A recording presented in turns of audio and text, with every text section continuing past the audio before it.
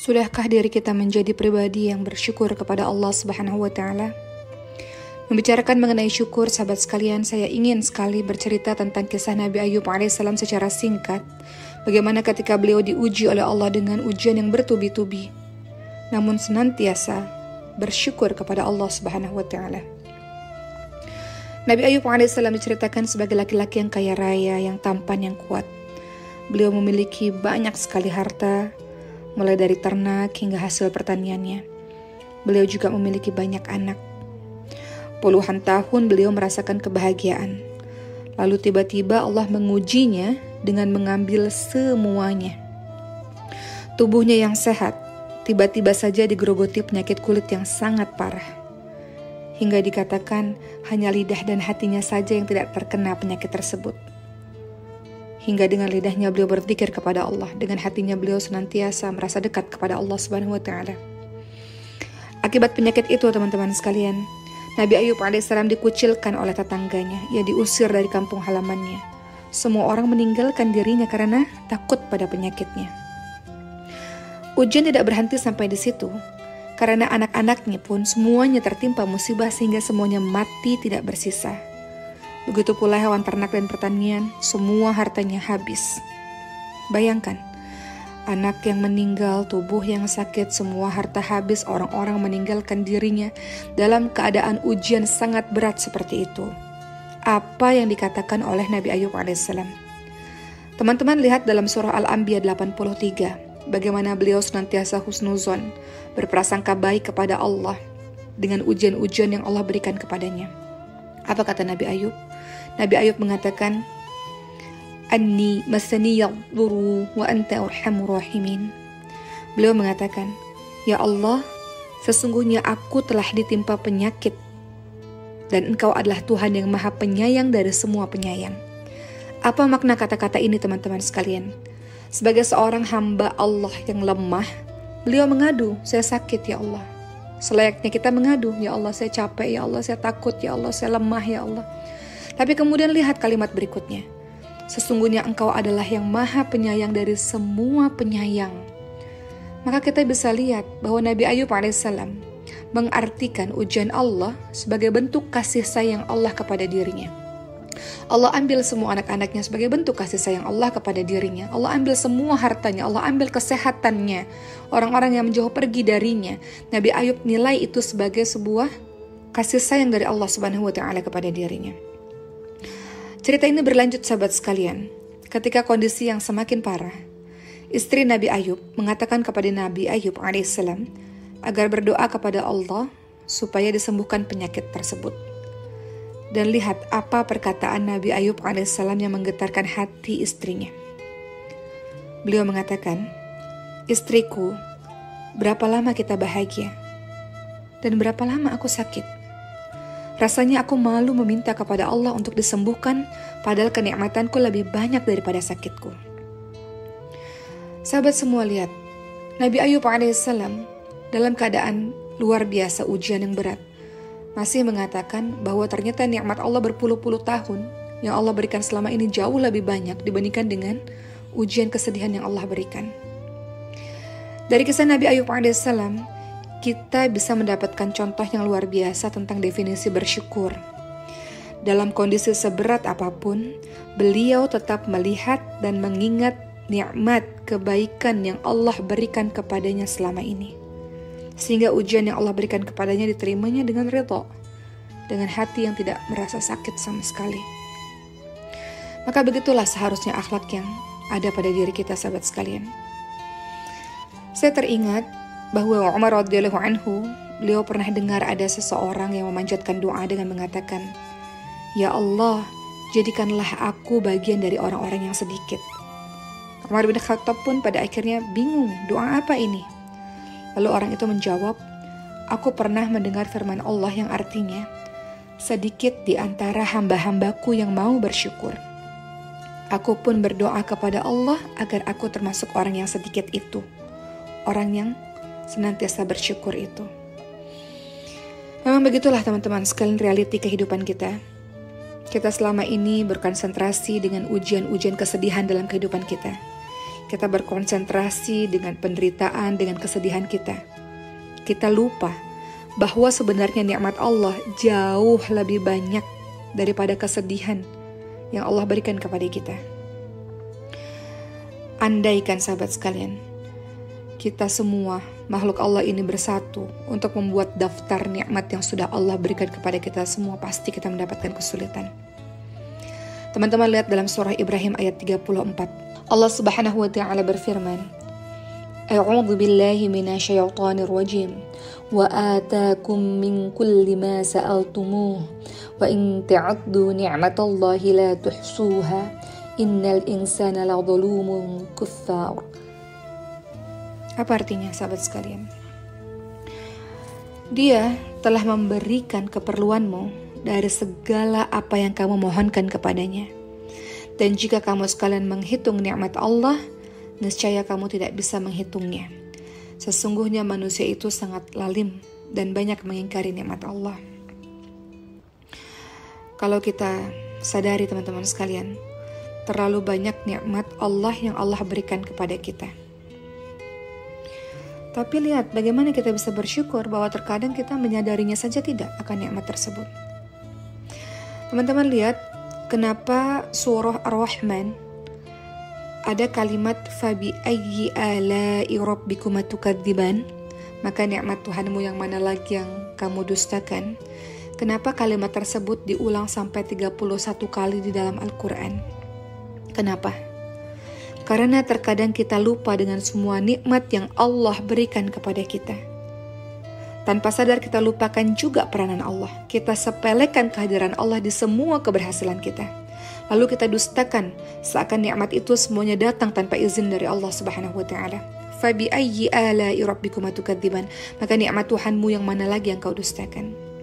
Kita lupa sahabat sekalian bahwa nikmat yang mengalir sejak lahir ada Allah yang selalu hadir dalam kehidupan kita. Kita ini makhluk pelupa dan Allah mengingatkan kita berulang-ulang, fabi ayyi ala'i rabbikuma tukadziban, nikmat mana lagi yang kamu dustakan? Wajar saja sahabat sekalian bahwa Allah Subhanahu wa taala menjuluki manusia dengan sebutan yang sangat lalim dan banyak mengingkari nikmat, sebagaimana disebutkan di ayat sebelumnya tadi. Juga pada surah Al-Hajj ayat 66, Allah Subhanahu wa taala berfirman yang artinya, dan dialah Allah yang telah menghidupkanmu, kemudian mematikanmu, kemudian menghidupkanmu lagi. Sesungguhnya manusia itu benar-benar sering mengingkari nikmat. Kata Allah apa? A'udzu billahi minasyaitonir rajim. Wa huwal ladzi ahyaakum tsumma yumitukum tsumma yuhyikum innal insana lakafur. Sesungguhnya manusia benar-benar sering mengingkari nikmat. Maka sahabat sekalian, tentulah sebagai hamba Allah yang terlalu banyak Allah berikan nikmat, tentulah kita harus bisa menjadi orang yang penuh dengan rasa syukur. Maka ada tips agar kita menjadi orang-orang yang senantiasa bersyukur.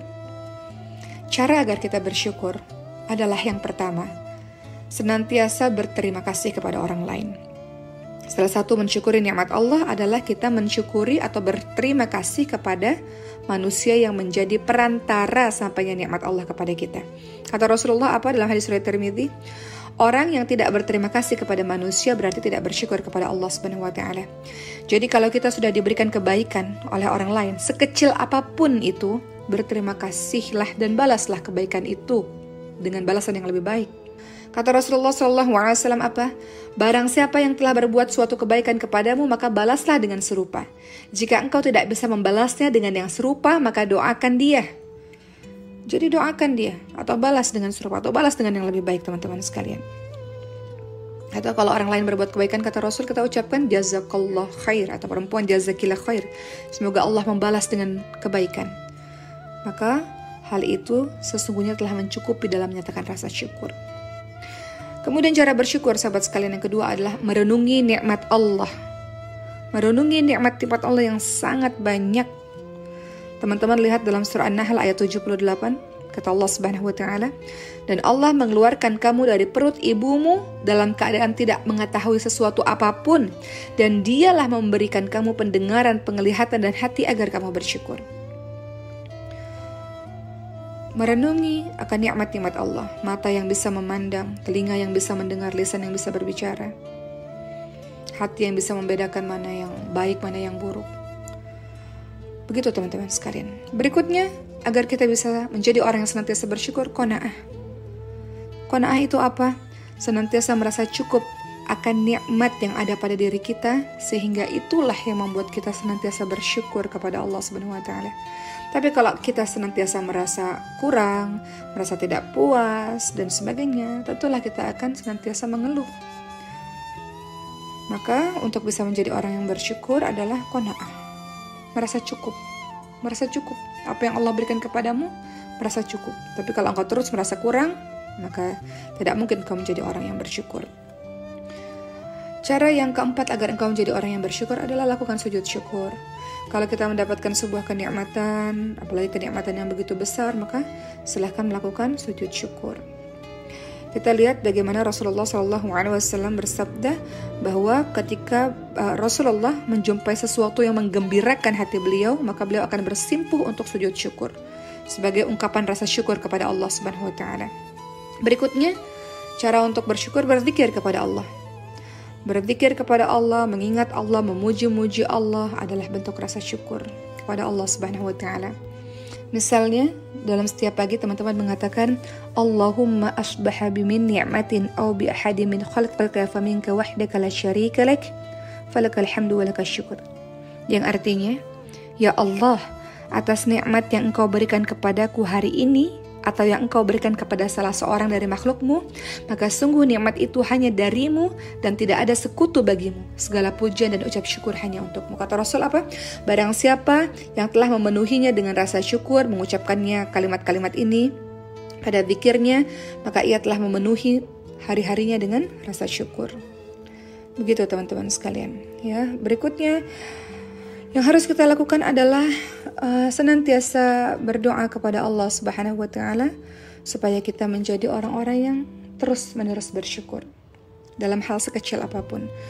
Ingat perkataan Rasul mengatakan man lam yashkuril qalila lam yashkuril katsira. Barang siapa yang tidak mensyukuri yang sedikit, maka tidak akan mampu mensyukuri yang banyak. Hadis riwayat Ahmad. Jadi ingat bahwa nikmat itu yang harus kita syukuri bukan hanya sekedar harta, bukan hanya sekedar rumah atau materi yang lainnya, tapi kesehatan adalah nikmat rezeki.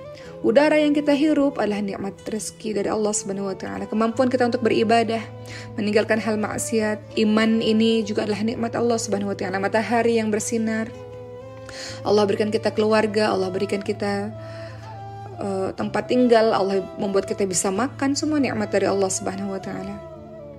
Orang baik kepada kita, kita punya sahabat yang soleh, semua nikmat dari Allah Subhanahu wa taala. Jadi Rasulullah ingatkan untuk mensyukuri yang sedikit, maka kita pun nanti akan bisa mensyukuri yang banyak. Yang tidak mensyukuri yang sedikit tidak akan mampu mensyukuri sesuatu yang banyak. Dan ingat, seandainya kita senantiasa bersyukur kepada Allah, kata Allah, pasti akan ditambah nikmat. Kata Allah apa? La in syakartum la azidannakum. Dalam surah Ibrahim ayat 7, sesungguhnya jika kamu bersyukur, maka pasti kami menambah nikmat kepadamu.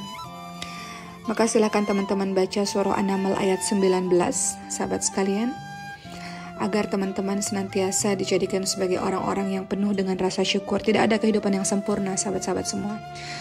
Teman-teman lihat, teman-teman misalnya diberikan keluarga yang harmonis, kemudian diberikan pendidikan yang bagus, kehidupan yang bagus. Mungkin teman-teman diberikan ujian sakit, atau seandainya teman-teman diberikan kesehatan, kemudian diberikan finansial yang bagus, anak-anak yang banyak, yang sehat, mungkin ujiannya dari suami. Jadi tidak ada kehidupan yang sempurna, sahabat sekalian. Maka kita dianjurkan untuk tidak konsentrasi kepada ujian itu, justru berkonsentrasi kepada nikmat Allah yang besar. Maka silakan baca doa dalam surah An-Naml ayat 19. Doanya adalah, ya Tuhanku, berilah aku ilham untuk tetap mensyukuri nikmat-Mu yang telah Engkau anugerahkan kepadaku, kepada kedua orang ibu bapakku, untuk mengerjakan amal soleh yang Engkau ridhai, dan masukkanlah aku dengan rahmat-Mu ke dalam golongan hamba-hamba-Mu yang soleh.